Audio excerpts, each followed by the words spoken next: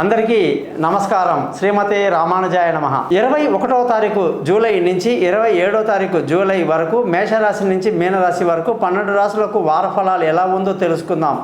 ఈ వారఫలాలు ఆదివారం నుంచి శనివారం వరకు, అలాగే ఉత్తరాషాఢ నక్షత్రం నుంచి రేవతి నక్షత్రం వరకు, పూర్ణిమ తిథి నుంచి వచ్చేసి సప్తమి తిథి వరకు అండి. ఎందుకంటే ఇవన్నీ కూడా పెద్ద పెద్ద కార్యక్రమాలు ఉన్న వాళ్ళకి చాలా ఇంపార్టెంట్ కాబట్టి చెప్పడం జరిగింది. ముఖ్యంగా ఈ వారం గ్రహస్థితి కానీ చూసుకుంటే సూర్యుడి యొక్క మార్పు కర్కాటక రాశిలో జరుగుతూ ఉందన్నమాట.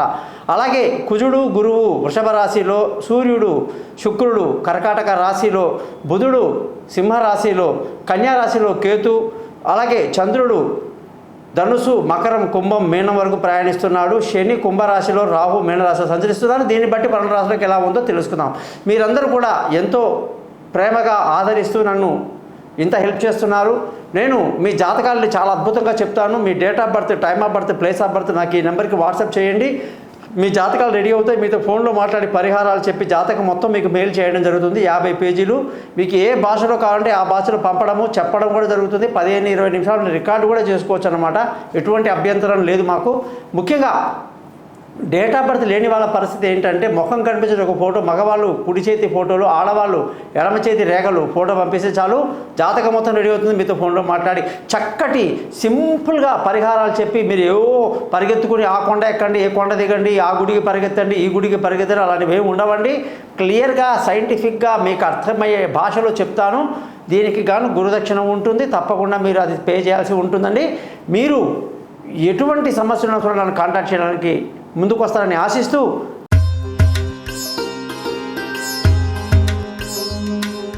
కుంభరాశి వాళ్లకు 21వ తారీఖు జూలై నుంచి 27వ తారీఖు జూలై వరకు కానీ చూసుకుంటే ఈ వారమంతా కూడా అన్ని రకాల శుభ ఫలితాలు కనిపిస్తున్నాయి. సంతోషంగా ఆనందంగా గడుపుతారు.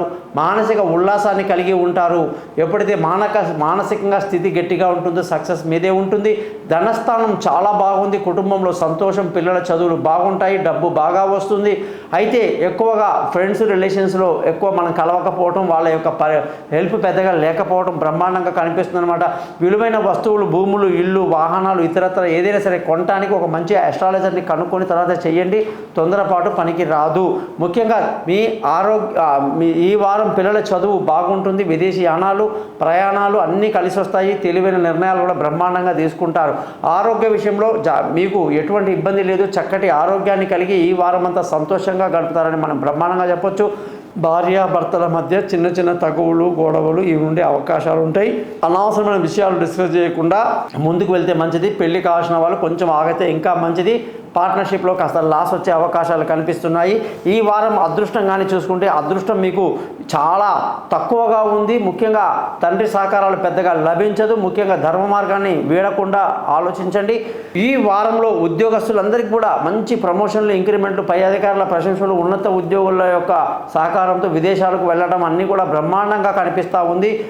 వ్యాపారం చేసే వాళ్ళందరికీ వ్యాపారంలో ఈ వారం మంచి లాభాలు కనిపిస్తున్నాయి. ముఖ్యంగా ఖర్చుల విషయానికి వస్తే అధికంగా ఉంటుంది. ఈ వారం అంతా కూడా మీరందరూ ఉదయమే లేచి 19 సార్లు నీలాంజన సమాభాసం రవిపుత్రం యమాగ్రజం ఛాయా మార్తాండ సంభూతం తం నమామి శనేశ్వరుని మంత్రాన్ని చదువుకోండి. బ్రహ్మాండంగా ఉంటుంది.